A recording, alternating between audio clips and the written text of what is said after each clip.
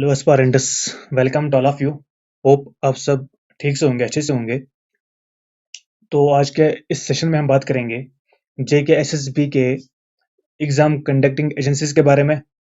कौन कौन सी agency approve हो गई है, कौन कौन सी एजेंसी एक्सेप्ट हुई है, उनका जो ट्रैक रिकॉर्ड रहा है, बाकी स्टेट्स में उसमें हम थोड़ी बात करेंगे। एक्सपेक्टेड एग्जाम डेट के बारे में हम बात करेंगे। नंबर ऑफ शिफ्ट्स, अगर सीबीटी हो गया तो मल्टीपल शिफ्ट्स में होगा। मल्टीपल शिफ्ट्स होंगे तो वहां पे दो प्रोसेस अप्लाई हो सकते हैं, या तो नॉर्मलाइजेशन का प्रोसेस अप्लाई होगा या तो परसेंटाइल मेथड होगा। तो हम उनके बारे में बात करेंगे कि आपको सेफली कैसे प्ले करना है, आपने आपका अप्रोच क्या होना चाहिए सीबीटी एग्जाम में। इसके बाद सेक्शन वाइज, क्योंकि एक्सपेक्टेडली सबसे पहले जेकेपीएसआई का एग्जाम होने वाला है। हम जेकेपीएसआई के पेपर का एनालिसिस करेंगे कि लास्ट टाइम जब पेपर हुआ तो किस सेक्शन से कितने क्वेश्चन पूछे गए हैं, तो आप अकॉर्डिंगली उन सेक्शंस पे फोकस करोगे। एंड स्ट्रेटजी एंड अप्रोच कि सीबीटी एग्जाम में अपना आपका स्कोर क्या होना चाहिए, आपका मतलब वो टारगेट क्या होना चाहिए स्कोर का। तो चलिए पहले हम बात करेंगे कि जो हमारी एजेंसीज है जिनको एक्सेप्ट किया गया है जेके एसएसबी की तरफ से, जिनका टेंडर एक्सेप्ट किया है जेके एसएसबी ने, वो है एपटेक। एपटेक ये अपडेट हमको कब मिला है? 22 अक्टूबर, दैट इज 2 दिन पहले। और बाकी जो सारी रिजेक्टेड है, ठीक है ना। और एक कंपनी यहाँ पे है एडुकेटी करियर टेक्नोलॉजीज के नाम से, जो वो भी एक्सेप्ट हुआ है। जो इनका इनिशियल स्टेज था वो क्वालिफाई हो गया, ठीक है ना। जेकेएसबी के सामने ये क्वालिफाई हो गया, मतलब जेकेएसबी ने one one two three four five में से दो कंपनीज को चुना है कि ये हमारा एग्जाम करा सकते हैं फेयर और ट्रांसपेरेंट मैनर में, ठीक है ना। तो अगर हम बात करेंगे तो आज डेट है 24 अक्टूबर, ठीक है ना। जो टेंडरिंग का डेट है, फाइनेंशियल बिड्स का जो लास्ट डेट है वो है 14 नवंबर 2022। दैट मीन्स जो ये प्रोसेस है टेंडरिंग का, ये चलता रहेगा कब तक? 14 नवंबर तक। 14 नवंबर ये फाइनलाइज होगा। फिर ऑफिशियल भी कुछ रिक्वायरमेंट्स होते हैं, तो फिर ऑफिशियली अनाउंस होगा कि ये एक्सेप्ट हो गए हैं। तो फिर सारा सिस्टम इनको बताया जाएगा, सारा बच्चों का रिकॉर्ड कार्ड इनको सौंप दिया जाएगा। इनको एडमिट कार्ड्स भी जनरेट करने हैं। मैनेजमेंट सेंटर के ओनर्स के साथ बात करने, मीटिंग करने की वो एग्जाम कराएंगे कि नहीं कराएंगे, सेंटर्स कब ओपन होंगे, वहां पे कोई एग्जाम चल रहा होगा। तो ये बड़ा प्रोसेस है मैनेजमेंट का। जब ये सारे टेंडरिंग प्रोसेस कंप्लीट होगी, फिर मैनेजमेंट होती है। मैनेजमेंट दोनों करते हैं, एक तो वो फॉर्म भी करेगी जो एग्जाम कराएगी एजेंसी, उसको भी करनी है, और जेके एसएसबी को भी करनी है। मल्टी लेयर एग्जाम होगा, बहुत सारे लेयर्स होंगे स्टाफ के जो कि सुपरवाइज करेंगे एग्जाम को। और उसके बाद एग्जाम से पहले 20 हम मान के चलेंगे 20 दिन पहले एडमिट कार्ड्स भी, मतलब टेंटेटिव निकालना है एग्जाम का, ठीक है ना। तो अगर हम ये सब चीजें दिमाग में रख के चलेंगे तो हम एक्सपेक्ट कर सकते हैं कि 14 नवंबर तक हम एक्सपेक्ट करेंगे। 14 नवंबर से लेकर 14 दिसंबर तक आते हैं 30 डेज। तो इस महीने में एग्जाम होने वाला नहीं है, ठीक है ना। दैट मीन्स जो एग्जाम होंगे वो 15 दिसंबर के बाद ही होंगे, ठीक है ना। अब यहाँ पे और भी मतलब मैक्सिमम बच्चे ये बोलते हैं कि एग्जाम 2023 में होगा, but as per my analysis मैं बोलता हूँ कि जेकेपीएसआई का एग्जाम जो है वो 99.9% 2022 में होने वाला है। तो यहाँ से जो हमने एनालिसिस अभी की, यहाँ से लगता है कि 15 दिसंबर तक कोई एग्जाम होने वाला नहीं है। तो मान के जाएंगे कि 15 दिसंबर के बाद एग्जाम स्टार्ट होने वाला है। जो जेकेपीएसआई का एग्जाम है शिफ्ट वाइज, इसमें 7-8 मान के चलेंगे 10 दिन लग सकते हैं। लेकिन ये आप कंफर्म मान लो कि जेकेपीएसआई का एग्जाम जो है वो दिसंबर में ही कंक्लूड होने वाला है। अगर कंक्लूड नहीं होगा तो स्टार्ट तो दिसंबर से ही होगा, ये आप 100% मान के चलो, ठीक है ना। तो अगर आपकी प्रिपरेशन अभी सेकंड गियर में चल रही है, अगर आपकी प्रिपरेशन सेकंड गियर में चल रही है, आप उसको थोड़ा शिफ्ट कीजिए थर्ड गियर में, और उसके बाद फोर्थ एंड फिफ्थ गियर में। आपके पास बहुत कम टाइम रहा है, आपके पास ओनली 45 से लेकर 50 डेज तक का टाइम है। इन 45 से लेकर 50 डेज में आपने ये डिसाइड करना है कि आपने पढ़ना क्या है। क्योंकि आपने पहले भी पढ़ा है एग्जाम में, आप पहले भी अपियर हो गए हैं, तब भी आपने सिलेबस देखा है, पढ़ा होगा। आप उसको रिवाइज कीजिए, आप देखिए कि आपने कहाँ पे गलती करी थी। पिछली बार आपको एक नया मौका मिला है अपने आप को रिप्रेजेंट करने का, परफॉर्मेंस दिखाने का। आप उन गलतियों को एलिमिनेट कीजिए। आपने देखना है, एनालिसिस करना है पेपर का कि मैंने कहाँ पे कौन सा सेक्शन मुझे गलत हुआ है, उस सेक्शन पे मेहनत करनी है ताकि आपको एग्जाम में अपर हैंड्स मिले। वो हम इसी वीडियो में बात करेंगे कि किस सेक्शन से कितने क्वेश्चंस आए हैं, आपने किस सेक्शन पे फोकस करना है, किस सेक्शन पे ज्यादा टाइम स्पेंड करना है, और किस सेक्शन पे कम टाइम आपने स्पेंड करना है, वो हम आगे पढ़ेंगे। और उसके बाद हम जानेंगे कि जो हमें सोशल मीडिया से मिला कि कंपनीज के बारे में। जो एपटेक कंपनी है और एडुकेटी जो कंपनी है, दोनों ब्लैक लिस्ट है UP government and Delhi government की तरफ से। कोई एग्जाम था जिसमें इन्होंने पेपर लीक किया था, मतलब प्रैक्टिस हुई थी, तो इनको 10 बंदों को अरेस्ट किया गया था पेपर लीक में। तो मैं मान के चलूंगा कि वो 2018 की बात है। मैं ये मान के चलता हूँ कि government of Delhi, government of UP ने इनको सबक सिखाया होगा, इनको पहले पेनल्टी भरनी हुई होगी, इन्हें पेनल्टी दी भी होगी, तो दोबारा ये गलती नहीं करेंगे। नंबर सेकंड, अगर ये गलती करना भी चाहेंगे, डिपेंड करता है हमारे गवर्नमेंट पे, हमारे जे के एसएसबी पे, उनकी सिक्योरिटीज कितनी टाइट होंगी। जब एसएसबी पेपर लीक नहीं करना चाहेगा तो फर्म, जो एजेंसी है, वो अकेले अकेले में पेपर लीक नहीं कर सकती है, ठीक है ना। क्योंकि जेकेएसबी के बहुत सारे बंदों को अरेस्ट किया गया है जो पेपर खरीदने के औकात रखते थे, यहाँ पे इनको भी अरेस्ट किया गया। बहुत सारे बंदों को 10 अभी अरेस्टेड है, बाकियों के ऊपर कार्रवाई चल रही है। गवर्नमेंट कार्रवाई स्लोली नहीं करते, मतलब वो रूट्स तक जाना पड़ता है, एविडेंस कलेक्ट करने पड़ते हैं, क्योंकि एक तब जाके किसी गैजेटेड, एक रेप्यूटेड मगरमच्छ के खिलाफ कुछ कार्रवाई कर सकते हैं।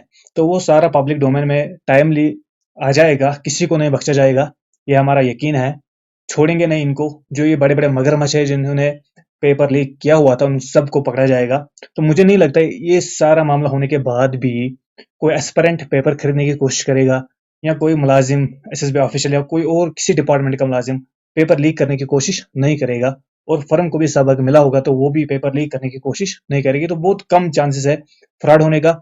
और हम मान के चलेंगे, अगर हम गवर्नमेंट ब्लैक लिस्टेड कंपनी को हायर करे, जब वो एग्जाम करेगी तो हमने वो एक्सेप्ट करना है, हमने एग्जाम देना है। और अगर ब्लैक लिस्ट कंपनी ना भी हो, एक रेप्यूटेड कंपनी हो, तब भी क्या करना है कि हमने पढ़ना है। पढ़ने के बगैर अगर रेप्यूटेड कंपनी भी होगी तो बैठ के हमारा सिलेक्शन नहीं होने वाला है, तब भी हमने बहुत हार्ड वर्क करने। अब ये पॉजिटिव माइंडसेट बना लीजिए कि इस बार फ्रॉड नहीं होगा, इस बार स्कैम नहीं होगा, इस बार जो भी होगा तो मेरिट पे होगा। तो ये माइंडसेट बना के रखो आप। तो आप, बाकी जो गवर्नमेंट का काम है कि किस कंपनी को हायर करे, किसको नहीं हायर करे, तो गवर्नमेंट का काम है कि कोई रेप्यूटेड कंपनी टेंडर डालती ही नहीं है, टेंडर के लिए अप्लाई करती ही नहीं है, उनको मतलब गवर्नमेंट लाएगा कहाँ से, जब किसी कंपनी, किसी रेप्यूटेड कंपनी ने टेंडर के लिए अप्लाई ही नहीं किया। 5 कंपनियों ने अप्लाई किया तो पांचों के 5 ब्लैक लिस्टेड है, किसी ना किसी स्टेट में, एक नहीं तो दूसरे स्टेट में ब्लैक लिस्टेड है। कुछ कंपनियां इसमें जो कि अनएक्सपीरियंसड है, तो गवर्नमेंट चुने तो चुने किसको, 5 ही कंपनी तो है सामने। तो वो टाइम वेस्ट हुआ है। अब जो भी कंपनी गवर्नमेंट हायर करेगा, हमने एग्जाम देना है हार्ड वर्क करके। हमने ये माइंड में रखना है कि इस बार जो भी सिलेक्शन होगा तो हार्ड वर्क पे ही होगा। तो ये था ट्रैक रिकॉर्ड इनका। इसके बाद हम बात करेंगे जेकेपीएसआई पेपर एनालिसिस का। उससे पहले मैं आपको कुछ बताना चाहता हूँ। अगर सीबीटी एग्जाम हो गया, फॉर एग्जांपल मान के चलेंगे, जो लास्ट टाइम, इस बार सीबीटी होने वाला है, last time OMR based exam हुआ था। ओएमआर बेस्ड में मैं जेकेपीएसआई की बात कर रहा हूँ, ठीक है। ओएमआर पेपर में 97,000 एस्पिरेंट्स ने मतलब अपियर हुए थे, एंड 1,15,000 के आसपास, एक्यूरेट फिगर मेरे पास नहीं है, अप्लाई किया था, ठीक है ना। इस बार हम मान के चलेंगे सीबीटी में, हम मान के चलेंगे 1 लाख बच्चे अपियर होने वाले हैं सीबीटी में, ठीक है ना। तो इनमें से कितने शिफ्ट होंगे, 1 लाख बच्चों में कितने शिफ्ट होंगे। वैसे तो शिफ्ट बनेंगे वो बराबर 1,15,000 के, हम बराबर 1,15,000 के शिफ्ट बनाएंगे, ठीक है ना। क्योंकि एडमिट कार्ड इनका निकालना ही निकालना है सबों का, सेंट्रल अलॉटमेंट तो सबों का होना है, नोड एलोकेशन तो सबों की होनी है, ठीक है ना। 1,15,000, ठीक है ना। तो जो जम्मू कश्मीर के पास अभी इंफ्रास्ट्रक्चर है वो है 4,000 नोड्स, जहाँ पे बच्चे एग्जाम दे सकते हैं पूरे जम्मू एंड कश्मीर में। इसके बाद मतलब गवर्नमेंट ने बोला कि हमने थोड़ा मतलब इंफ्रास्ट्रक्चर को इंक्रीज किया, डेवलप किया, हम मान के चलेंगे 5,000, यहाँ मान के चलेंगे 6,000 नोड्स इनके पास, 6,000 कंप्यूटर सिस्टम है इनके पास, लैब्स है इनके पास, जहाँ पे एग्जाम बच्चे दे सकते हैं। मतलब एक शिफ्ट में 6,000 बच्चे एग्जाम देंगे, एक शिफ्ट में 5,000 बच्चे एग्जाम देंगे, ठीक है ना। फिर डिपेंड करता है एसएसबी के, वो दिन में 3 शिफ्ट कराएं या दिन में 2 ही शिफ्ट कराएं। मैक्सिममली 3 शिफ्ट होंगे, ठीक है ना। क्योंकि एग्जाम को एजेंसी जो होती है उसको एग्जाम एग्जाम वो कम दिन में खत्म कराना चाहेगी। तो मान के चलेंगे मतलब एक दिन में 5,000 बच्चे, ठीक है ना, 5,000 बच्चे एक शिफ्ट में पार्टिसिपेट करेंगे। तो 1,15,000 जो है, देखिए 1,15,000, 1,15,000 डिवाइडेड बाई एक शिफ्ट में 5000 बच्चे बैठेंगे, ठीक है ना। 5 1 jar 5 2 jar 5 3 jar 15, that means 23 shifts होंगे, ठीक है ना। 23 शिफ्ट्स, वैकेंसी कितनी, 1200। इसके बाद इतने बच्चे बैठ गए। नाउ अब आएंगे हम इस पॉइंट पे, एक तो हम आएंगे परसेंटाइल, एक हम आएंगे नॉर्मलाइजेशन, ठीक है ना। जो मैक्सिमम सीबीटी एग्जाम्स हुए हैं जेके एसएसबी में, उसमें परसेंटाइल मेथड हुआ। मैं बात कर रहा हूँ 2020 के बाद जो सीबीटी एग्जाम हुए हैं उसमें परसेंटाइल मेथड यूज किया गया है। जूनियर असिस्टेंट वो खाली एग्जाम है जिसमें नॉर्मलाइजेशन का मेथड यूज किया गया है। अगर नॉर्मलाइजेशन मेथड हुआ, वहां पे देखा जाएगा कि कौन सा शिफ्ट हार्ड था, कौन सा सॉफ्ट था, तो उस हिसाब से मतलब मार्क्स में थोड़ी वेरिएशन आएगी, 2 2 3 3 या 4 4 मार्क्स की वेरिएशन आएगी, तो ओवरऑल एक मेरिट लिस्ट बनेगा। बच्चे को पता होगा कि मैंने कितना स्कोर किया है, तो उसका स्कोर वैसे ही मेरिट लिस्ट में दिखाया जाएगा। एक जनरल मेरिट लिस्ट बनेगा जिसका सीरियल 1200 में से होगा, तो वो अपने आप को मान के चल सकता है कि मैं सिलेक्टेड कैंडिडेट्स में हूँ। अगर परसेंटाइल हुआ तो यहाँ पे मामला थोड़ा उल्टा हो जाता है। परसेंटाइल में आपको क्या होता है, कितने शिफ्ट होंगे। फॉर एग्जाम्पल वैकेंसीज कितने हैं, 1200, शिफ्ट कितने हैं, 23। तो 23 12 दैट मीन्स 53 एस्पेरेंट्स। एक शिफ्ट से आपने कितने सिलेक्टीज निकालना है, एक शिफ्ट में से आपको 53 बच्चों को सिलेक्ट करना है। दैट मीन्स जो आपका एक शिफ्ट होगा 5000 का, 5000 बच्चों का एक शिफ्ट होगा, उसमें से इनको कितने बच्चे सिलेक्ट करने हैं, 53। मतलब जो आपका शिफ्ट होगा, आपको अपने शिफ्ट में ही कंपटीशन होगा। आपके शिफ्ट में 5000 बच्चे होंगे, आपके शिफ्ट को कितने डिस्ट्रीब्यूशन आएगी पोस्ट्स की, 53। मतलब आपको टॉप करना है, टॉप 53 में आना है। जब आप टॉप 53 बच्चों में से आओगे, अपने शिफ्ट की बात कर रहा हूं मैं, आपको बाकी शिफ्ट के साथ कोई लेना देना नहीं है, क्योंकि परसेंटाइल मेथड में हर एक शिफ्ट से सिलेक्शन निकाली जाती है। अगर टोटल वैकेंसीज 1200 है, उन 1200 वैकेंसीज को मतलब डिस्ट्रीब्यूट किया जाता है कि आपने कितने शिफ्ट करने हैं एग्जाम के। अगर इसमें 23 शिफ्ट होंगे, दैट मीन्स एक शिफ्ट में मतलब 5000 बच्चे बैठेंगे, 23 शिफ्ट में वो हो गया 1,15,000 बच्चे बैठेंगे। That means 1200 divide by 53, 1200 divide by 23, that means एक शिफ्ट से आपने कितने बच्चे निकालने हैं, 53 बच्चे निकालने हैं। दैट मीन्स आपको अपनी शिफ्ट के साथ कंपटीशन है। शिफ्ट कैसे बनते हैं, शिफ्ट अल्फाबेट से बनते हैं, अल्फाबेटिकली शिफ्ट को अरेंज किया जाता है। तो आपको अपने ही शिफ्ट के साथ कंपटीशन है। आपकी शिफ्ट में खाली 5000 बच्चे होंगे, लेकिन आपको टॉप 53 में आना है। एक एक शिफ्ट से 53 बच्चे इनको निकालने होंगे फिर, तो आपको टॉप 53 या आप बोलो कि टॉप 60 में आपको आना है। जब आप अपने शिफ्ट में टॉप 60 में आओगे तो आप सिलेक्शन ले सकते हो। होप आपको समझ आया होगा ये परसेंटाइल और नॉर्मलाइजेशन का मेथड। अब हम बात करेंगे कि आपका अप्रोच क्या होना चाहिए। देखिए, जो जेकेपीएसआई का प्रीवियस पेपर है, प्रीवियस इंस्टेंस की जो कि हुआ था पेपर, जो कि बाद में स्क्रैप हुआ, मार्च में हुआ था शायद, हाँ 20 मार्च को हुआ था पेपर। तो इसके जो क्वेश्चन है देखिए, ये पहला question, government of India to ensure the removal of disparities, तो आप मान के चलोगे इकोनॉमिक्स का क्वेश्चन है। इसी तरह saves 30 by getting 5%, that is math का क्वेश्चन है। ये देखिए रीजनिंग का क्वेश्चन है, ठीक है ना। ये देखिए आप बोल सकते हो पॉलिटी का क्वेश्चन है, हिस्ट्री का नहीं पॉलिटी का क्वेश्चन है, ठीक है ना। इसी तरह ये Jammu and Kashmir organisation act का क्वेश्चन है। इस तरह यहाँ पे आप देख सकते हो, ये कौन सा क्वेश्चन है, ये है रीजनिंग का क्वेश्चन। ये है Jammu and Kashmir organisation act, ये भी है question number 8, Jammu and Kashmir organisation act. इसी तरह ये रीजनिंग का क्वेश्चन है, ये भी रीजनिंग का क्वेश्चन है। ये वाला कैराकोरम रेंज कहाँ पे है, ये तो जियोग्राफी का क्वेश्चन है। ये तो कम्युनिकेशन स्किल्स का क्वेश्चन है। इसी तरह यहाँ पे आप देख सकते हो डाटा इंसेप्शन से रीजनिंग का क्वेश्चन है। ये हिस्ट्री का क्वेश्चन है, करंट अफेयर का क्वेश्चन है। बात आ रही समझ, अलग अलग शिफ्ट से अलग अलग क्वेश्चन पूछेंगे, लेकिन मिक्सड फॉर्म में अलग अलग सेक्शन नहीं होते पेपर में, सीधे जनरली किसी भी सेक्शन से क्वेश्चन उठाया गया है और डाला गया है पेपर में। तो जब मैंने एनालिसिस किया तो मुझे ये समझ आया कि इंग्लिश लैंग्वेज जो है, ग्रामर वगैरह, तो वहां से आपको कितने क्वेश्चन मिले हैं, 8 क्वेश्चन। जो कम्युनिकेशन स्किल्स है, इंटरपर्सनल एंड कम्युनिकेशन स्किल्स, वहां से आपको 7 क्वेश्चन मिले हैं। इसी तरह जो हिस्ट्री है, हिस्ट्री से आपको 10 क्वेश्चंस मिले हैं। वो भी जम्मू एंड कश्मीर हिस्ट्री से कोई क्वेश्चन नहीं पूछा गया, सिर्फ हिस्ट्री ऑफ इंडिया से क्वेश्चन पूछे गए हैं। ज्योग्राफी मिक्सड थी, जम्मू एंड कश्मीर ज्योग्राफी भी थी और इंडियन भी थी, तो उससे 10 क्वेश्चन पूछे गए हैं। इकोनॉमिक्स से कितने क्वेश्चन पूछे गए हैं, 6 क्वेश्चन पूछे गए हैं। Jammu and Kashmir organisation act, हर दूसरा क्वेश्चन इसी से आया था, तो 10 क्वेश्चन पूछे गए थे इस सेक्शन से। पॉलिटी से, जिसपे इंसान ज्यादा फोकस करता है, तो उसमें से 7 ही क्वेश्चन पूछे गए थे।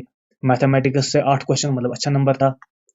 मेंटल एबिलिटी एंड रीजनिंग, ये 2 सेक्शंस है। मेंटल एबिलिटी अलग है, रीजनिंग अलग है, तो इन दोनों को मिला के आप इसको रीजनिंग का नाम दे सकते हो। तो 16 क्वेश्चन मिले हैं, दैट मीन्स 8 और 8, ठीक है ना, सॉरी 8 और 8 क्वेश्चन मेंटल एबिलिटी से, 8 क्वेश्चन और reasoning general and logical reasoning कुछ है वो चैप्टर वो सिलेबस में मेंशन किया गया, तो उससे 8, दैट मीन्स टोटल 16 क्वेश्चन पूछे गए थे। साइंस, एक तो सिलेबस में लिखा गया है जनरल साइंस, ठीक है ना, general science plus environmental issues, ecosystem, biodiversity वगैरह, तो ईवीएस का नाम मैंने उसको दिया। तो उन दोनों से कुल मिला के 15 क्वेश्चन पूछे गए थे। ये खाली साइंस से नहीं, मतलब 2 टॉपिक, 2 सेक्शन है वो सिलेबस के, तो दोनों से 15 क्वेश्चन पूछे गए थे। कंप्यूटर से 9 क्वेश्चन पूछे गए थे, ठीक है ना, कंप्यूटर। और करंट अफेयर इसमें सारे सिर्फ करंट नहीं थे, स्टैटिक भी थे कुछ, मतलब वो एब्रीवेशन वगैरह कुछ, मतलब स्टैटिक जनरल नॉलेज थी। तो टोटल कितने क्वेश्चन पूछे गए इस करंट अफेयर सेक्शन से, दैट इज 14 क्वेश्चन। तो टोटल कितने क्वेश्चन पूछे गए थे, 120। तो ये आपके सामने एनालिसिस है पेपर का कि किस सेक्शन से कितने क्वेश्चन आए हैं। तो आप अकॉर्डिंगली देखिए कि आप किस सेक्शन पे कितना टाइम अभी स्पेंड कर रहे हो, उस सेक्शन की वेटेज कितनी है। मैं नहीं बोलता हूँ कि आने वाले पेपर में भी ऐसे होगा, लेकिन आप खुद अंदाजा लगा सकते हो आपकी कहाँ से क्वेश्चन आ सकते हैं, किस सेक्शन से कितने क्वेश्चन पूछे जा सकते हैं। और अब देखो कि आप लास्ट टाइम किस सेक्शन पे स्पेंड टाइम किया, और उस सेक्शन ने क्या आपको एग्जाम में अपर दिए कि नहीं दिए। और आप देखिए इस शॉर्ट स्पैन ऑफ टाइम में, मतलब 45 डेज है आपके पास, अब ये मान के चलो उस सेक्शन में आप उस टाइम में आप किस सेक्शन पे ज्यादा फोकस कर सकते हो, किस सेक्शन का पिकअप आपको जल्दी मिलेगा, या कौन सा सेक्शन आपका वीक है, आप उस पर फोकस करिए और सिलेक्शन पा लीजिए। एंड और एक इंपॉर्टेंट बात, अगर आप चैनल पे नए हो तो प्लीज चैनल को सब्सक्राइब कीजिए, इस वीडियो को दूसरों तक शेयर कीजिए, लाइक कीजिए, कमेंट कीजिए। तो इस सेक्शन में से जो सेक्शंस आपके सामने है, किसी भी सेक्शन जो भी आपका वीक होगा, तो आप कमेंट में बोल दीजिए, उस सेक्शन पे हम वीडियो लेके आएंगे। क्योंकि अब और भी फैकल्टी हमारे साथ ज्वाइन करने वाली है, तो हम कोशिश करेंगे कि 45 डेज में आपका सारा सिलेबस हम कवर करें, मतलब यूनिक तरीके से, कि जो आपको जल्दी माइंड में बैठ जाए, आपका पिकअप भी बढ़ जाए और आपका इंटरेस्ट पढ़ने में बढ़ जाए। तो होप आपको ये समझ आया होगा, वीडियो पसंद आया होगा। प्लीज़ एंड प्लीज़ चैनल को सब्सक्राइब कीजिए, वीडियो को थोड़ा सा शेयर कीजिए, कमेंट कीजिए। खुदा हाफिज़।